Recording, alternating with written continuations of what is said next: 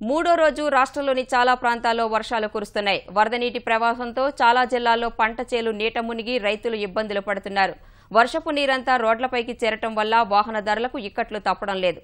కోనసీమలోని లంక ప్రాంతాల్లో ప్రజలు బయటకు వచ్చేందుకు వీలు లేక ఇళ్లకే పరిమితమయ్యారు. విజయనగరం జిల్లా కురుపాం మండలంలో గుమ్మడిగెడ్డ ఉధృతంగా ప్రవహిస్తోంది.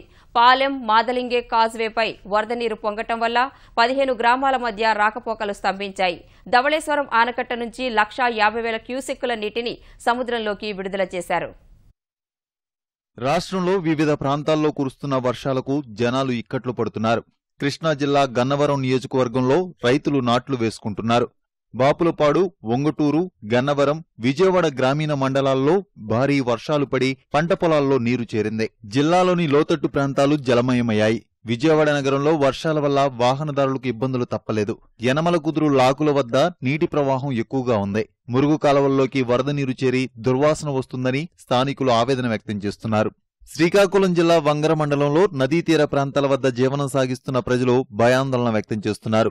వరద ప్రవాహానికి గట్టు తెగిపోతుండడం వల్ల ఎలాంటి విపత్తు వస్తుందోనని ఆవేదన చెందుతున్నారు. కాలువ పక్క ఉంటున్న తమకు వర్షాకాలం వచ్చిందంటే భయంగా ఉంటుందని వాపోతున్నారు. విశాఖ జిల్లా సీలేరు జలాశయం వద్ద నీటి ప్రవాహం ఎక్కువగా ఉంది.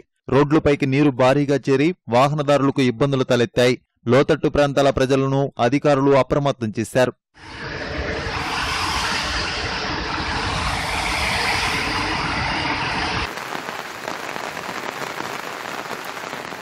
తూర్పుగోదావరి జిల్లాలోని లంక గ్రామాల్లో వరదల వల్ల ప్రజలు ఇబ్బందులు పడుతున్నారు. కోనసీమలో వశిష్ట, గౌతమి, వైనతేయ గోదావరి నదీపాయల వద్ద జలకళ సంతరించుకుంది. నదీపాయల్లోకి వరద నీరు చేరి నివాసిత ప్రాంతాల్లోకి రావటం వల్ల నావలను ఆశ్రయిస్తూ రాకపోకలు సాగిస్తున్నారు. ఊడిమూడిలంక, బూరుగులంక, పెదపూడిలంకలో నావల వాడకం ఎక్కువగా ఉంది. లోతట్టు ప్రాంతాల్లో ఉన్నవారికి బయటకు వచ్చేందుకు అవకాశం లేక నిత్యావసరాల కోసం అవస్థలు పడుతున్నారు. ధవళేశ్వరం ఆనకట్ట నుంచి 1,50,000 క్యూసెక్ల నీటిని సముద్రంలోకి విడుదల చేశారు. కృష్ణా పరివాహక ప్రాంతంలో వర్షాలు కురుస్తున్నందున పట్టిసీమ పంపుల్ని పూర్తిగా కట్టేశారు. వరద ప్రవాహం మరింత పెరిగినా ఎలాంటి ఇబ్బందులు తలెత్తవని అధికారులు చెబుతున్నారు. పై భాగంలో ఉన్నటువంటి శబరి, అలాగే సీలేరు నుండి వచ్చే వాన, అలాగే పైనుండి తాలిపేరు ప్రాజెక్టు పైనుండి సీతపల్లి వాగులు పొంగి ప్రవహించడం జరుగుతుంది. దాని ద్వారా మనకు గోదావరిలో ఇప్పుడు 1,50,000 క్యూసెక్కులు సముద్రంలో వదిలిపెడుతున్నాము. నిన్న ఉదయం నుండి భద్రాచలం దగ్గర కూడా 23 అడుగులోకి రావడం జరిగింది.